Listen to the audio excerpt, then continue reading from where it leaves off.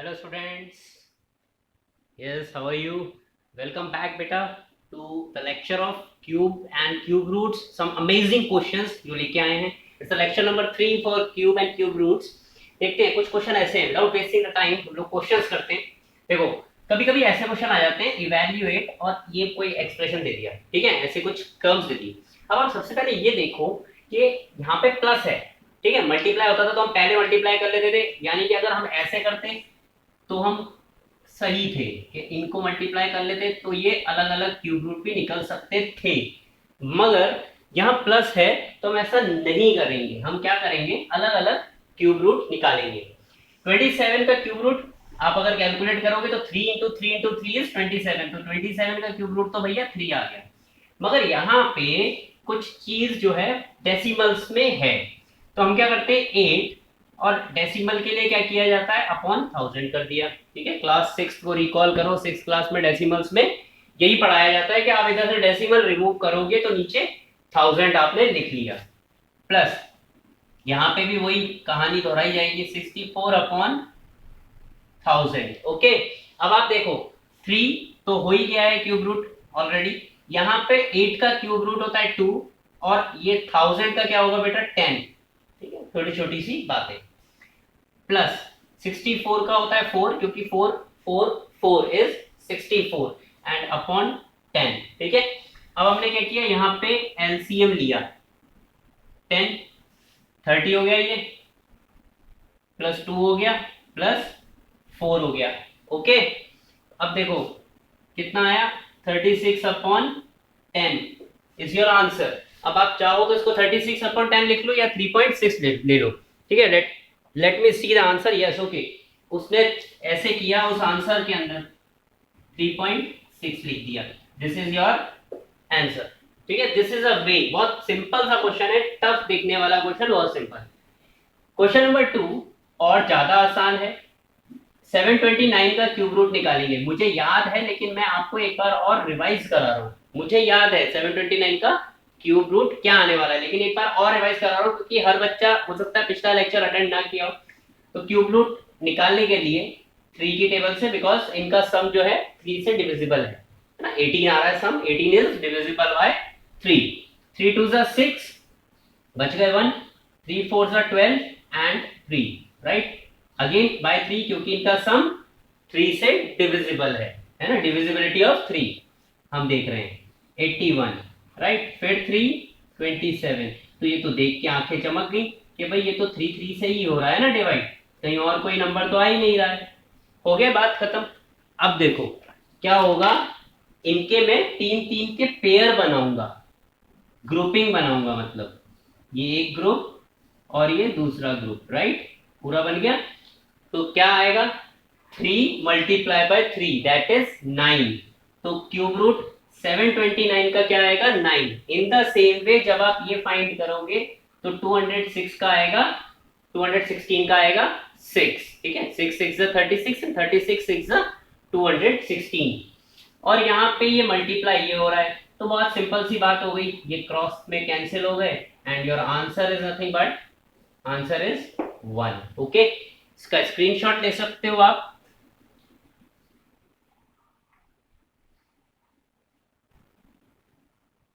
Okay, now next question is C.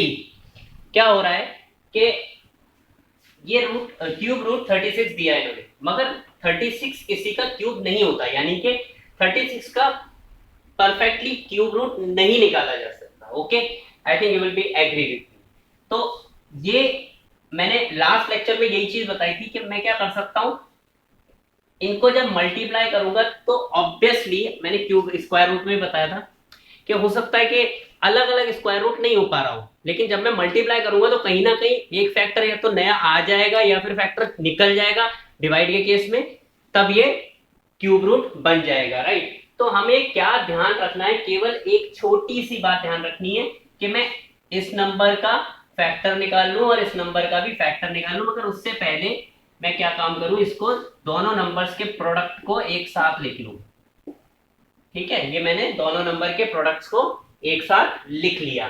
Now what I will do, मैं इसके factors निकालूंगा इन दोनों नंबर के, करेक्ट है.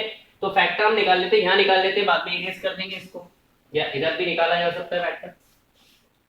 पहले मैंने 36 के फैक्टर निकाले, 2, 18, 2, 9, 3, 3 एंड 3, 1। तो 36 के फैक्टर आ गए 2 इंटू 2 इंटू 3 इंटू 3। अब 384 के फैक्टर हम फाइंड आउट करेंगे क्या आते हैं, ठीक है।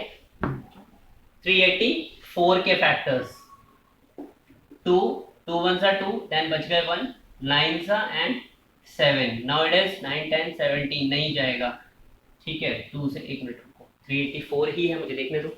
Yes it is 384, 1 then 9 and okay 2 192, then 2 9 and 6, then 2 3 4 48, then 2 24, then 2 12, then 2 6, then 2 3 and 3 1। ये फैक्टर बन गए। तो मैं फैक्टर्स को लिख देता हूँ। 2 मल्टीप्लाई 2 कितनी बार है, 1 2 3 4 5 6 7 टाइम। 1 2 1 2 3 4 5 6 7 एंड लास्ट वाला 3। अब मैं क्या करूं, 3 3 जो है उनको एक बार बाहर ले लूं। क्यूब रूट का मतलब वही है कि अगर ये ग्रुपिंग बना रहे तो 3 का एक ग्रुप बनेगा, 1 2 3, ठीक है। मैंने 1 2 बाहर ले लिया क्यूब रूट के सिंबल से बाहर, फिर एक 3 बाहर ले लिया, फिर एक 2 बाहर ले लिया,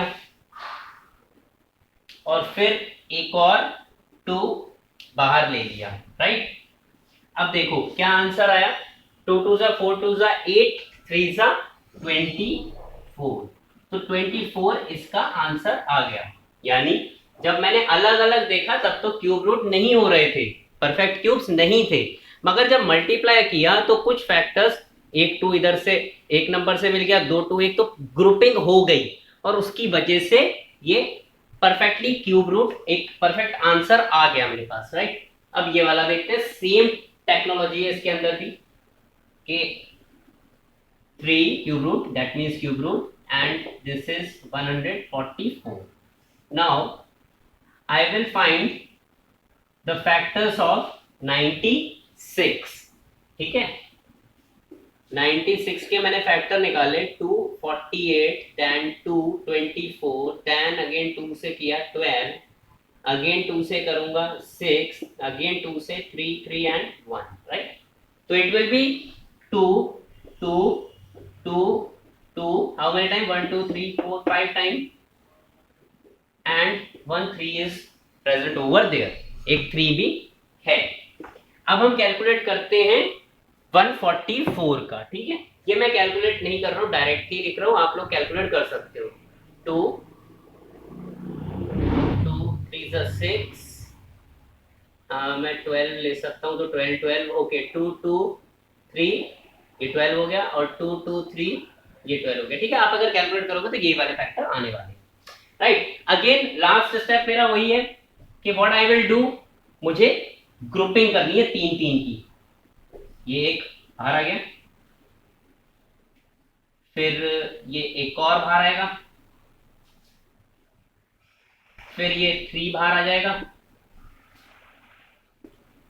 फिर ये एक और 2 बाहर आ गया, अंदर कुछ नहीं रह गया।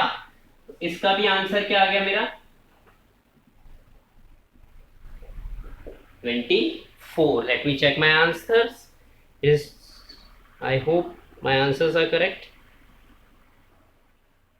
13 13 24 and 24, my answers are exactly correct. So this is a way how you do the question जिसके अंदर आपको दो क्यूब रूट्स वैल्यूज का प्रोडक्ट फाइंड आउट करना होता है, जहां पे अलग अलग ये लोग क्यूब नहीं है मगर कंबाइन होने के बाद हो जाते हैं। देख सकते हो आप कि हमने केवल फैक्टर्स निकाले और फैक्टर्स निकाल के सॉल्व किया है, ग्रुपिंग की है। Okay, now these two are again some amazing questions। देखेंगे क्या होता है। देखो, find the value of this thing। तो what is this thing? ये है क्या? ये क्या है? एक स्क्वायर रूट के अंदर कोई टर्म है, उसके बाद उसको जब सॉल्व किया गया उसके बाद में एक क्यूब रूट भी है, तो हम पहले अंदर वाला स्क्वायर रूट सॉल्व करके वैल्यू निकाल लेंगे कि अंदर स्क्वायर रूट को क्या वैल्यू वो देता है। ठीक है, इसे सॉल्व करने के लिए हम क्या करते हैं, 64 डिवाइड बाय 1 2 3 4 5 6 जीरोस हैं। ठीक है, 6 जीरोस हैं और इसके बाहर भी एक क्यूब रूट अभी लगा हुआ है। 64 का स्क्वायर रूट क्या होगा, 8, क्योंकि 8 8 जा 64, तो इस वाले रूट के निशान से आजाद हो गया ये 8 और ये 6 जीरोस हैं। ठीक है, तो इसका क्या आंसर आना चाहिए, कितना होगा इसका। अगर आप स्क्वायर रूट कर रहे हो, देखो ध्यान दो, अगर मैं 1000 इंटू 1000 करता हूं तो क्या आंसर आएगा, 6 जीरो आ जाएंगे। तो इसका क्या आ गया, स्क्वायर रूट 1000। कभी भी 6 जीरो है तो आधा कर दो उसको, 3 जीरो लिख दो। अगर 8 जीरो होते तो 4 जीरो का स्क्वायर रूट आ जाता। ठीक है, अब देखो, अब मुझे क्या करना है, इसका क्यूब रूट। बहुत इजी हो गया अब तो, 8 का 2 होता है और 1000 का क्यूब रूट होगा 2/10, दैट मीन्स 10 होगा और 2/10 is my. Now see this question, this is a class 1.331 का क्यूब रूट फाइंड करना है। आंसर देखो, 1.331 को मैं कैसे लिख सकता हूं, 1331 upon 1000 according to the definition of decimals, ऐसे लिख सकता हूं ना। अब देखो आप, तो मुझे अल्टीमेटली करना क्या है, मुझे क्यूब रूट फाइंड करना है 1331 अपॉन 1000 का। 1000 का हमने यहां पे डिस्कस किया, 10 होगा क्यूब रूट। ठीक है, तो अपॉन 10 तो फिक्स हो गई बात। अब न्यूमरेटर का क्यूब रूट फाइंड करना है, तो कैसे करेंगे देखते हैं। हालांकि ये चीज आप याद भी रखो, कभी कभी काम आती है। 11 से जाएगा सीधे, ये ना 2 से जा रहा है, ना 3 से, ना 5 से, ना 7 से, डायरेक्ट 11 से डिवाइड हो जाएगा ये 121। 11 से अगेन 1 1 1, तो 1331 is the cube of 11. So your answer is either 11/10 or 1.1. Right? Your answer is either 1.1 or it will be 11/10. ठीक है, आप screenshot low. Okay, students, now this will be your homework. इस तरह के क्वेश्चन आज हमने सीखे हैं, तो कुछ प्रैक्टिस जरूरी है। ये होमवर्क में है, एक ये और एक ये वाला। ठीक है, आपको करना क्या है, बहुत सिंपल सी बात है। वीडियो आपने अगर पूरा देखा है तो आप समझे होंगे।